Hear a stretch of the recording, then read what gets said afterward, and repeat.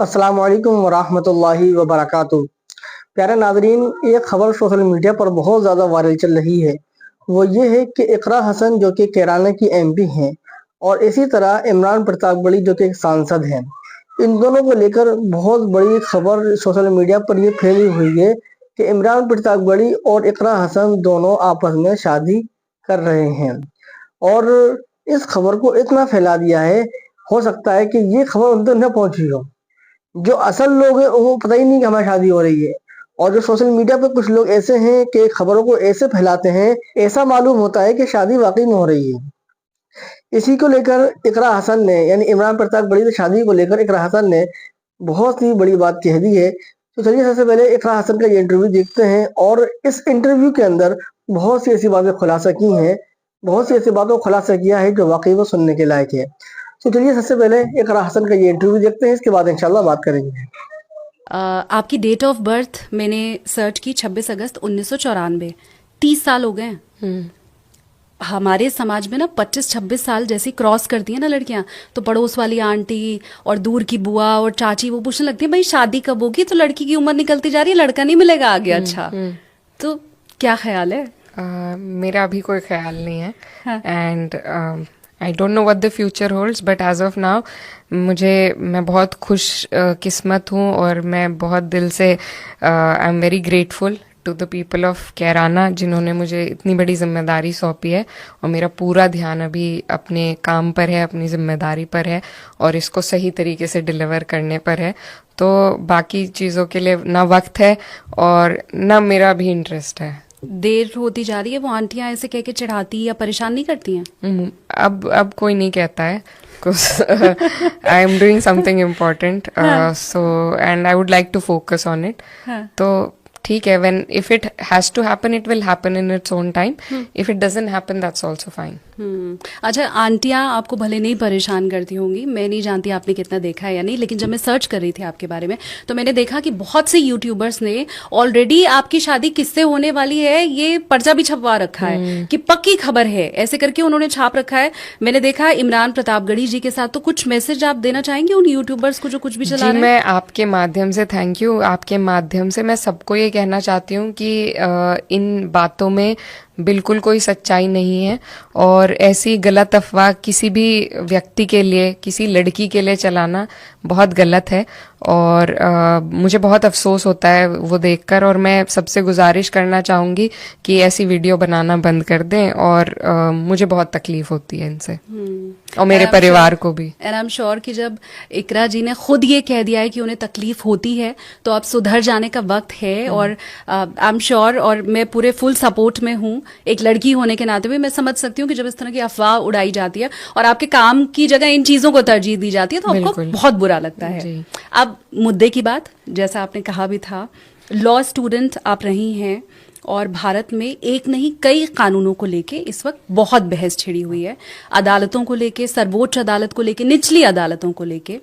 तो अगर मैं एक एक करके हर मुद्दे पे आना चाहूं तो सबसे पहली बात, क्योंकि फैशन मुझे लगता है हो गया है कि फलानी मस्जिद के नीचे पहले तो मंदिर हुआ करता था, साक्ष्य दिखाई दे रहे हैं, साक्ष्य उसके दिखाई दे रहे हैं और अदालतें कह देती हैं कि जो सर्वे कराइए। एक लॉ स्टूडेंट होने के नाते और एक नेता होने के नाते आप कैसे देखती हैं? Thank you for this question. I think देखिए, अब से मैं I will go back to history a little bit. ऐसे हमारे समाज में चीज़ें दर्शाई जाती हैं कि जो हिस्टोरिकल रॉन्ग है उसको करेक्ट किया जा रहा है। जो मुगलों के शासन में जो हुआ, अंग्रेजों के शासन में जो हुआ, तो उसका बदल अब किया जा रहा है भाजपा की सरकार द्वारा। मुझे लगता है ये बिल्कुल गलत है, क्योंकि जब मुगलों का राज था या जब अंग्रेजों ने हम पर राज किया तब हमारे यहाँ ना रिपब्लिक था, ना लोकतंत्र था, तब राजशाही शासन का दौर था।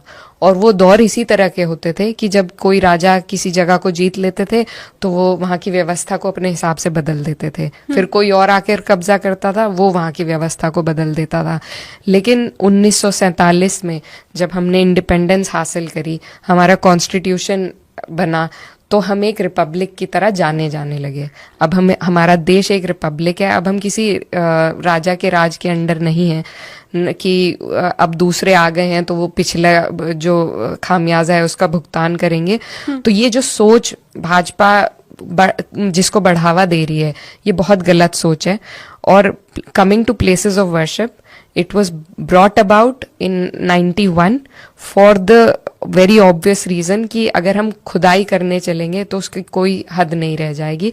आप और नीचे खोदेंगे तो आपको मौर्य डायनेस्टी के भी मंदिर मिलेंगे, आप और नीचे जाएंगे तो आपको मोहनजोदारो हड़प्पा तक आप चले जाएंगे।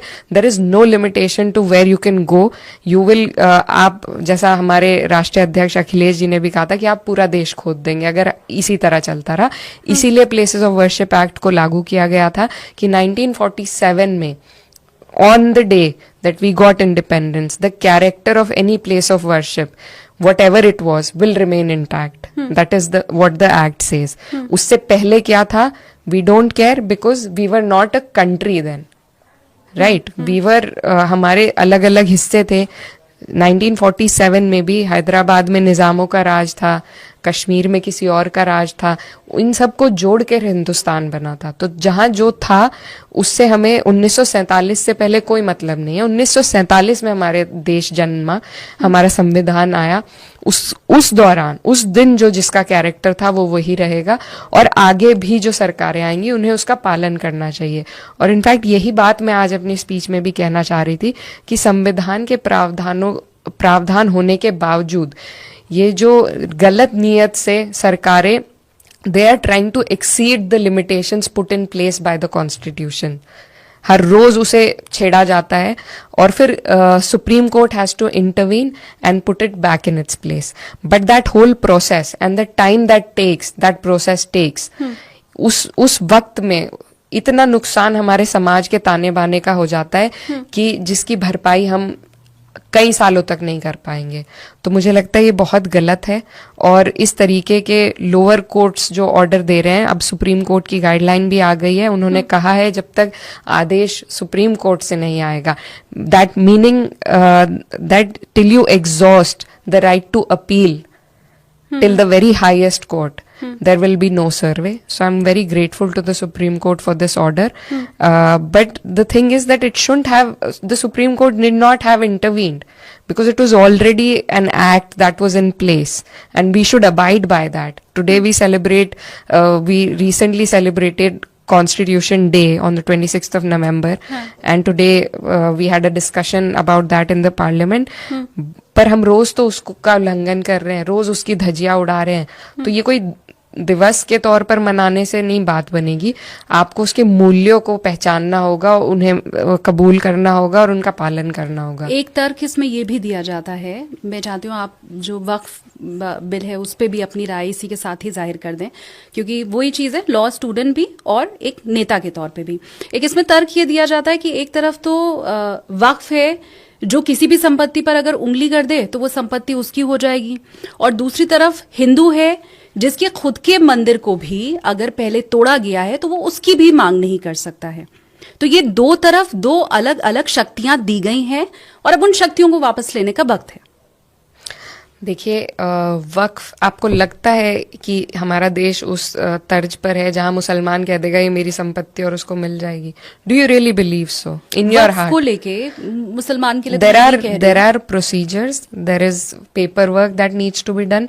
कोई भी खड़ा होके कहीं भी नहीं कह सकता कि ये मेरी संपत्ति है, दैट्स रॉन्ग। ये जो आइडिया सोशल मीडिया के माध्यम से या पैम्फलेट्स और उसके अपने आईटी सेल के माध्यम से जो फैलाए जा रहे हैं, ये बिल्कुल बेबुनियाद और गलत है। Everything has a process in place और वक्फ की संपत्ति का भी वही है। हमारी आपत्ति इस बिल से ये है, मैं एक मिनट बस रोक रही हूँ आपको बीच में, वो यही कहने की कोशिश कर रहे हैं, जैसा आपने कहा कि वक्फ किसी भी जमीन पर हाथ रख देगा तो वो उसकी नहीं हो जाएगी, एक प्रॉपर प्रोसेस के थ्रू उसे गुजरना पड़ता है। वो भी यही कह रहे हैं कि हम किसी भी मस्जिद पर हाथ रख देंगे तो वो मंदिर नहीं हो जाएगा, एक प्रॉपर प्रोसीजर के थ्रू उसे गुजरना पड़ेगा और बस जैसे ही होगा उसके बाद दूध का दूध पानी का पानी हो जाएगा। वो यही कहने की कोशिश कर रहे हैं। Ma'am that's why the places of worships act was brought in place, क्योंकि अगर आप मान लीजिए मस्जिद के नीचे आपको मंदिर मिल गया, ठीक है, मंदिर के नीचे आपको बौद्ध मंदिर मिलेगा, फिर आप क्या करेंगे? उसके नीचे आपको और पुरानी सिविलाइजेशन का कुछ मिलेगा, then where do we stop, where do we put a stop to it? You have to put a stop somewhere. It's not that कि आप रोज खुदाई, फिर तो आप सबकी मानते जाइए और रोज खुदाई करते जाइए, कोई बात नहीं। And we have to come to a place where the friction ends, where this issue gets resolved. आप रोजाना यही मुद्दे उठा रहे हैं, आप आज मस्जिदों की बात कर रहे हैं, कल वक्फ की बात, आपके पास और कोई मुद्दे नहीं है क्या? हमारे देश में अर्थव्यवस्था बहुत अच्छी चल रही है क्या? गरीबों को, किसानों को, मजदूरों को उनके अधिकार मिल रहे हैं कि हम इन्हीं मुद्दों पे उलझ रहे हैं? Why does the government only want to instigate such issues? Why not bring about a minimum wage bill? Why not talk about the laborers movement? Why not talk about farmers? Why not talk about women? Are we all satisfied with the positions we have in the society? I don't think so. But because it fans their agenda, it promotes their agenda, that's why they will bring about only the issues that will hurt at the sentiments of the minority of this country. And I totally am against that. अगर उन्हें वो agenda suit कर रहा है तो ये क्यों ना माना जाए कि क्या पता विपक्ष को भी ये एजेंडा सूट कर रहा हो कि अल्पसंख्यकों का वोट, क्योंकि उनके पास तो है नहीं, तो क्या पता हमारे पास तो सारा आ जाएगा, इसीलिए वो इन मुद्दों पर मुखर नहीं होते हैं। इसलिए वो धर्मनिरपेक्ष वक्फ को लेके या नहीं, उनके समर्थन में नहीं है। मेरा कहने का ये मकसद है, जो मैंने शुरू में भी आपको कहा था इकरा जी, कि तुष्टीकरण का आरोप दोनों तरफ है। बीजेपी को ये कहा जाता है कि वो हिंदुओं का वोट लेने के लिए करती है, समाजवादी पार्टी के लिए तो शुरू से ये कहा जाता रहा है कि मुस्लिमों का, यादवों का वोट बैंक हासिल करने के लिए हमेशा से उनकी राजनीति रही है। तो तुष्टीकरण का आरोप तो दोनों तरफ लगा है। But ma'am, like I already specified to you, ठीक है, हर पार्टी सिवाय भाजपा के, I will put it very clearly for you, सिवाय भाजपा के हर समाज का वोट लेने की कोशिश करती है। वो समाज दे या ना दे, वो उनका अपना ओपिनियन है, लेकिन प्रयास ये होता है, हमारी पार्टी का तो अब नारा भी पिछड़ा, दलित, अल्पसंख्यक का है, which encompasses 80%, mind you 80% of the population, more than 80।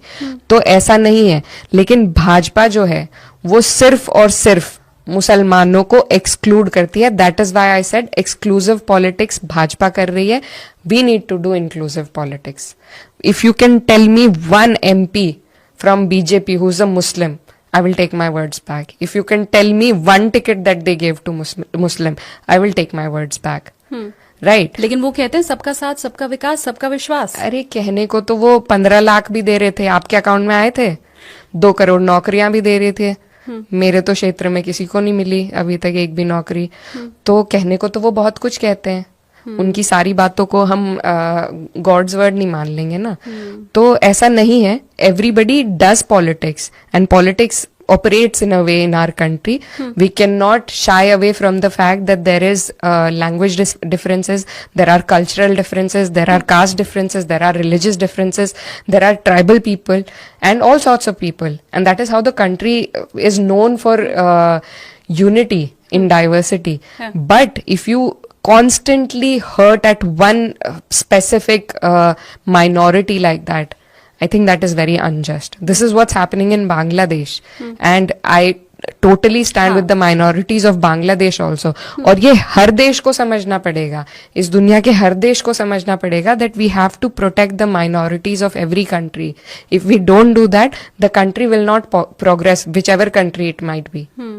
अच्छा, लॉ स्टूडेंट होने के नाते भी, उत्तर प्रदेश से ताल्लुक रखने के नाते भी, मैं बुलडोजर एक्शन के ऊपर भी आपका रिएक्शन चाहूंगी। हालांकि अब तो सुप्रीम कोर्ट ने ये कह दिया है कि वो असंवैधानिक है, लेकिन लोगों के मन को आपने कितना पढ़ा? क्योंकि उत्तर प्रदेश में बुलडोजर एक्शन का मतलब एक न्याय का प्रतीक हो गया था, तुरंत न्याय। तो देखा आप लोगों ने कि कितना शानदार इंटरव्यू दिया इमरान प्रतापगढ़ी के बारे में इकरा हसन ने। जो सोशल मीडिया पर इस वक्त जो खबरें वायरल चल रही हैं शादी को लेकर, बिल्कुल फेक न्यूज है, इस पर किसी भरोसा ना करें और ऐसी खबरें फैलाने भी नहीं चाहिए। आपकी क्या राय है इकरा हसन के इस इंटरव्यू के बारे में? हमें कमेंट सेक्शन में जरूर बताएं। मिलते हैं किसी नए अपडेट के साथ। अस्सलाम वालेकुम रहमतुल्लाहि व बरकातुहू।